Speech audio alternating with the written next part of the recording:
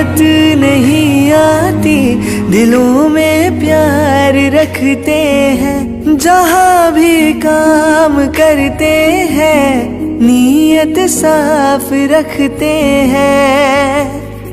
सबको हम अपना बना ही लेते हैं, ये जैन होने का परिचय देते हैं। हम प्यार से हर बात सबसे कहते हैं, ये जैन होने का परिचय देते हैं। हम वीर के चरणों में हरदम रहते हैं, ये जैन होने का परिचय देते हैं। नमो लोय सब सहुनम। पावन है जिनकी नवकार भक्ति, पावन है जिनकी नवकार भक्ति, दृढ़ है जिनकी संकल्प शक्ति, दृढ़ है जिनकी संकल्प शक्ति। ऐसे तपस्वी रत्न राज ऋषि गुरुदेव श्री सुमति प्रकाश जी महाराज साहब के पावन श्री चरणों में वंदन नमन। सभी गुरु भगवंत एवं गुरुनिसा के पावन श्री चरणों में वंदना। और आप सभी श्रावक श्राविकाओं को धर्म संदेश, दया पालो, शुभ संदेश। आप सुन रहे हो कुलदीप से राज ऋषि तक का सफर। पिछली कड़ी में हमने देखा था कि कुलदीप होशियारपुर पहुंच चुका है और लाला जी रुद्रमल जी उसे अपने घर ले जाते हैं। अब आगे क्या होता है इसे हम देखेंगे, इसे हम श्रवण करेंगे। लाला जी उसे अपने घर ले गए। उनकी धर्मपत्नी उर्मिला जी को सारी आज की बीती घटना वो बतलाई कि ये बच्चा पता नहीं कौन से गांव से है, ये बतला तो रहा है चाव गांव का हूँ मैं, और आज उसे कोई उनके गांव का कोई व्यक्ति जो ये मुंह बोला चाचा कहता है उन्हें, वो लेकर आया था और स्वयं बाजार चला गया और उसे दोबारा लेने ही नहीं आया। इस तरह से सारी दिन भर की वह बात बतलाई। थका हरा है ये बालक और अपनी माँ को बहुत, घर वालों को, माँ को, पिता को, सबको याद कर रहा है। उर्मिला जी ने सब कुछ उसके चेहरे को देखकर समझ लिया। उसके सिर से हाथ फेराया, सहलाया और उसे अपने पास लेकर कहा कि चलो बेटा आओ। वो अंदर तो गया परंतु उसकी आंखों से आंसू धारा बह रही थी। उसे अभी भी घर की याद आ रही। उर्मिला जी ने उसे समझाया, पुचकारा, घर में बिठाया और कुछ खाना है, कुछ पीना है, इस तरह से पूछकर कुलदीप ने मना कर दिया। बार बार घर की याद सता रही है। एक और बैठ गया, सन हो चुका है, घर की याद सता रही है कि अब क्या होगा, क्या 4-5 दिन में मुझे मेरे घर वालों का पता चल जाएगा, या मैं जाऊंगा घर या नहीं जा पाऊंगा। इस तरह से सोचते हुए रो रहा है और रोते रोते ही उसको क्या हो गई, नींद लग गई। वो वहीं पर उर्मिला जी ने उसे सुला दी। सुबह का समय घबराकर कुलदीप उठा और माँ माँ करने लगा। देखा तो सामने तो कोई भी नहीं। और कुलदीप के जीवन में कुछ ऐसे मर्मांतिक कुछ घटनाएं घटी थी कि जब भी वो कभी एकांत में बैठता तो वो उन पलों को याद करता और फिर से वो बहुत बुरी तरह से सहम जाता। तो ऐसे ही वो उस दिन सुबह होने के बाद माँ माँ कर जैसे उठा था तो आसपास देखा तो बच्चे घर के सो रहे थे और वो उठकर बैठा हुआ है और एकदम उसे वही पुरानी सी जो घटनाएं घटी थी, जिन घटनाओं को वो देखकर उन्हें महसूस कर घबरा जाता था, उन्हीं में से एक घटना उसे याद आने लगी कि कैसे उस दिन मेरे पीछे वो भैंसा पड़ गया था। मैंने उसे हंसी मजाक में चिढ़ाया और चिढ़ाने के कारण से भैंसा मेरे पीछे लग गया। वो तो ठीक हुआ कि मैं फिसल गया पहाड़ी से और लुढ़क कर पहाड़ी से नीचे गिर गया, जहां पर मैं किसी पेड़ बीच में आने से अटक गया और बच गया। जो मेरे साथी थे, मित्रगण थे, कुछ ग्रामीण जो लोग खेती करने वाले थे, उन्होंने देखा और मुझे वहां से ले गए, अपने घर पर माँ के पास छोड़ा और माँ ने मुझे धैर्य बंधाया, संभाला, पुचकारा। लेकिन आज कौन है मेरे पास? आज तो मेरे घर के कोई भी व्यक्ति नहीं है। मैं कैसे घर पर जाऊंगा? कौन मुझे घर ले जाएगा? आज तो मुझे वो दिन याद आ रहा है कि उस दिन फिर भी मेरे लोग मेरे गांव के लोग थे, मेरे साथी थे कि उन्होंने मुझे घर पहुंचा दिया था ठीक से। आज मैं इतनी दूर आ चुका हूँ।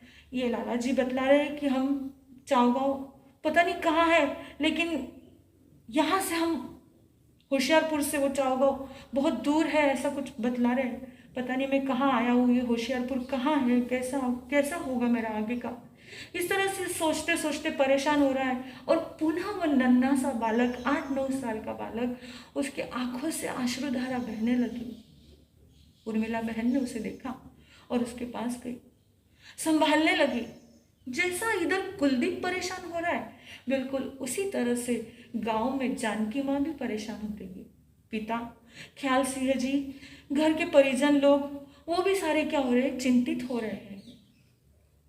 सुबह रात्रि तो उनकी भी इसी प्रकार से बीती। ऐसे ही भाव विहल होकर रोते रोते उनकी वह रात्रि पूर्ण हुई। और अगले दिन सुबह का समय, जानकी माँ से तो कुछ भी नहीं हो पा रहा था, कुछ समझ ही नहीं आ रहा था। वो तो एकदम जैसे प्राण ही नहीं रहे हो, इस प्रकार से हो पड़ी थी। उसे एकदम याद आया कि अभी कुछ महीने पहले की तो बात है कि वो पानी के बहाव में बह रहा था। उसने तुरंत श्रीमान जी से कहा कि देखो ना, ये मेरे कुलदीप के पीछे क्या चल रहा है। कभी भैंसा उसके पीछे लग जाता है, तो कभी वो पानी के अंदर बहने लग जाता है। अभी अभी की कुछ महीनों पूर्व की तो बात है। बच्चे खेल रहे थे और चरागाह में जैसे भेड़ बकरियां पशु चराने ले जाते हैं, तो उस दिन कुलदीप भी अपने पशुओं को लेकर, गाय बैलों को लेकर चराने के लिए गया हुआ था। मौसम बरसात वाला हो रहा था, बादल घिरे हुए थे और सभी को अपने घर की ओर जाने की पड़ी थी। अभी शाम का समय नहीं हुआ था, लेकिन बादल आ चुके थे। इस वजह से ऐसे लग रहा था कि अब क्या हो रही है, सांझ होने वाली है। तो सारे जितने बच्चे थे, जो सब अपने पशुओं को लेकर आए हुए थे, वो सब पशुओं को घर ले जाने के लिए क्या हुए, इकट्ठा करने लगे। और जिस पहाड़ी के इलाके में वो चराने के लिए लेकर गए थे, वहां से गांव में आने के लिए उन्हें नदी को लांग कर आना पड़ता था। तब बच्चों ने सोचा कि अब ये नदी, इस नदी बरसाती नदी है, इस नदी से पशुओं को क्या करेंगे, नदी के अंदर उतारेंगे और उसकी पूंछ पकड़कर, एक पशु की, बैल की बोलो या गाय की बोलो, उसकी पूंछ पकड़कर हम परले पार चले जाएंगे, ताकि जल्दी से गांव में क्या हो जाए, पहुंच जाए। उस नदी के अंदर पानी बहुत हो रहा था, फिर भी बच्चों ने देखा कि अब जल्दी जाना है, कुछ नहीं होगा, निकल जाएंगे हम। ऐसा सोचते हुए पशुओं को अंदर डाला। एक बच्चे ने हिम्मत की, पशु को नदी में उतारा और एक पशु की पूंछ उसने क्या कर ली, पकड़ ली। वो धीरे धीरे करते हुए पशु आगे के आगे सरकते गए और किनारा पार कर गए। इसी तरह से दूसरा भी, तीसरा भी। और जैसे ही दूसरे किनारे पर पहुंच जाते तो हो हल्ला मचाते कि हाँ, हमने क्या कर लिया, विजय पा लिया, विजय पा लिया, जयनाथ जयनाथ, जो जो से चिल्लाते, खुशी मनाते। इसी तरह से करते करते 2-4 बच्चों ने किनारा पार कर लिया, नदी पार कर ली, इस किनारे से उस किनारे पर पहुंच गए। अब कुलदीप की बारी आई। जो इधर कुछ और बच्चे बचे थे, उन्होंने उसके पशुओं को इकट्ठा किया और खदेड़ा उन पशुओं को नदी के अंदर की। अब तुम्हें क्या करना है, इस नदी को पार करना है। पशु आगे गए और एक गाय की पूंछ को कुलदीप ने पकड़ लिया और उसी के सहारे से वो धीरे धीरे क्या करने लगा, नदी पार करने लगा। बीच नदी के अंदर आ गया और नदी का जो पानी था वो बहाव तेज हो गया और ऐसे तेज बहाव में गलती से कुलदीप का हाथ पूंछ से क्या हो गया, छूट गया। उसने बहुत कोशिश की कि मैं पूंछ को दोबारा पकड़ लूं, परंतु क्या करता है, कुलदीप पकड़ नहीं पाया और गाय क्या हो गई, आगे की ओर सरक गई। नदी का बहाव, पानी का बहाव और तेज होने लगा और उस तेज बहाव में कुलदीप क्या करने लगा, बहने लगा और जोर जोर से चिल्लाने लगा। जो बच्चे इस पार से उस पार जाने के लिए नदी के अंदर पशुओं को उतार कर जा रहे थे और उनके लिए वो एक खेल भी हो गया था और उस खेल में वो रास्ता भी पार कर रहे थे, पशुओं को भी पार करना था। ऐसे में ये सब कुछ करते हुए एकदम ऐसी घटना, अनघटित घटना घटने लगी। सारे बच्चे बहुत चक्के हो गए और चिल्लाने लगे जोर जोर से कि ये क्या हो गया, ये क्या हो गया, अब क्या होगा, कुलदीप को कौन बचाएगा। जोर जोर से चिल्लाने लगे, अरे कुलदीप तू चला गया, तू बह रहा है, तू बह रहा है। और कुलदीप भी जोर जोर से चीख रहा है कि मुझे बचाओ, कोई बचाओ। इन सब का शोर सुनकर पहाड़ पर जो खेती थी, उस खेती पर काम करने वाला एक ग्रामीण किसान उसने उसने नदी की तरफ झांक कर देखा तो उसने देखा कि अरे ये तो कोई गांव का बच्चा है जो क्या कर रहा है, पानी में बह रहा है। उसने आओ देखा ना ताओ, तुरंत उसने नदी में छलांग लगाई और छलांग लगाकर बहुत प्रयास के साथ साथ बहुत तेज रफ्तार से उस नदी के पानी को तैरते हुए, नदी के पानी में तैरते हुए वहां तक पहुंचा। और अब बस उस चट्टान कुछ आ रही है सामने और पानी वहां पर जोर से लग रहा है और वहां पर कुछ भंवर सा बनता है और उस भंवर में अगर कोई व्यक्ति चला जाए, कोई जीव चला जाए तो उस भंवर में वो जीव जाने के बाद वो ऐसे फंस जाता है कि उसका बचना मुश्किल है। और इस ग्रामीण युवक ने, ग्रामीण जो व्यक्ति था, इसने बड़ी प्रयास करते हुए वहां तक, बड़ी ताकत के साथ वो वहां तक पहुंचा और कुलदीप अब उस भंवर में जाने वाला है उसके पहले ही उसका हाथ पकड़ लिया और उसे किनारे पर ले आया। जैसे उसने उसको पकड़ लिया, कुशल तैराक था, उसने तैर कर उसे पकड़ लिया तो सबकी जान में जान आई, उसे बाहर लाया गया। कुलदीप बेहोश हो चुका था और उसके पेट में भी पानी जा चुका था। ग्रामीण लोगों ने, सबने मिलकर उसके पेट का पानी निकाला, उसे होश में लाया और उसे घर ले गया और घर ले जाकर सारी बात बतलाई। और गांव के लोग, जैसे ये छोटा सा गांव था, जैसे शोर शराबा होने लगा तो गांव के काफ़ी लोग वहाँ पहले ही मौजूद हो चुके थे और उसके घर भी बात पहुँच चुके थे, कुछ परिवारजन भी वहाँ पर आ चुके थे। सब ने उसे घर ले गए और माँ ने उसे लिया, नज़दीक पास में लिया, संभाला। आज वही बात माँ को याद आ रही है कि ऐसी घटनाएं मेरे बच्चे के साथ घट रही है, तो पता नहीं आज ये फिर एक घटना और घट गई उसके साथ। पहले तो 2 बार वो मारणांतिक कष्टों से बच चुका है और आज ये घटना फिर से घट गई। जितने तारे गगन में, जितने गगन में तारे उतने दुश्मन होए, जितने तारे गगन में उतने दुश्मन होए। पुण्य पुण्य अपना हाथ में हो, पुण्य अगर साथ में हो तो बाल विवाह का ना होए। इस प्रकार से ये उक्ति यहाँ पर सार्थक होती है कि कुलदीप बड़ा पुण्यशाली, भाग्यशाली जीव, जो ऐसे मृत्यु के कष्ट आए फिर भी उसमें से बच निकला। और अब जो वहाँ माँ कह रही है कि ये 2 बार तो ऐसा हो चुका, लेकिन ये तीसरी बार अब ये लापता हो चुका है, खो गया है और उसके मन में ऐसा डर बैठ चुका है कि वो छोटी छोटी बात से भी क्या कर जाता है, घबरा जाता है। तो मेरा लाल न जाने कहाँ होगा, किस हाल में होगा, कौन उसका रखवाला होगा, कौन उसे संभालने वाला होगा, वो उसे भूख लगी होगी, उसे प्यास लगी होगी, उसे कौन खाना खिलाएगा, कौन पानी पिलाएगा, अब क्या करे। इस प्रकार से करते करते माँ की आंखों से अश्रु की धारा बहने लगी। उधर कुलदीप को उर्मिला जी ने संभाल लिया और फिर भी माँ की याद तो आखिर माँ की याद ही होती है। और वो कहने लगा मन मन में, पूछना मुझको कितना रुलाती है, हर घड़ी हर पल तेरी याद आती है। पूछना मुझको कितना रुलाती है, हर घड़ी हर पल माँ तेरी याद आती है।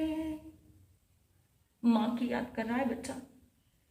उर्मिला जी ने बहुत संभालने की कोशिश की।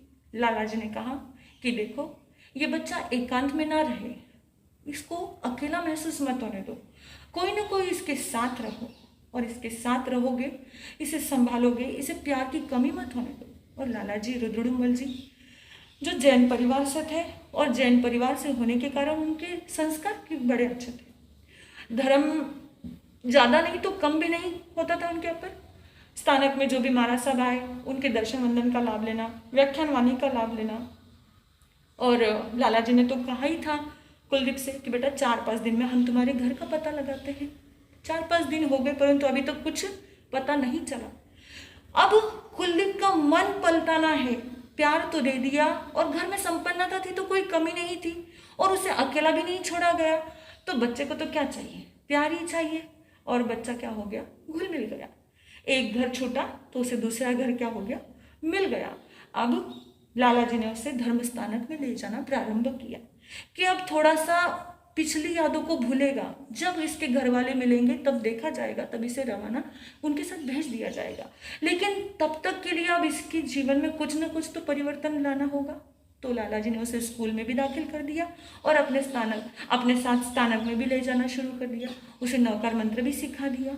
एक दिन की बात है, कुलदीप ने एक जुलूस देखा, एक अंतिम यात्रा देखी, और वो अंतिम यात्रा ऐसी देखी कि उसके साथ में बैंड बाजे नगाड़े सब बज रहे हैं और जोर जोर से जयनाद हो रहा है। पूछा तो पता चला कि कुछ अंतिम यात्रा चल रही है। अब वो अंतिम यात्रा किसकी है, क्या है, और उसको देखकर क्या मन में भाव आते हैं, ये देखने के लिए, ये जानने के लिए हमें जुड़े रहना होगा सरित सुगंधा चैनल से। तो ज़रूर आप हमारे साथ बने रहेंगे और ये जो कुलदीप से राज ऋषि तक का सफ़र है, इस सफ़र को हमारे साथ आप भी तय करोगे। इन्हीं शुभ भावों के साथ ओम शांति।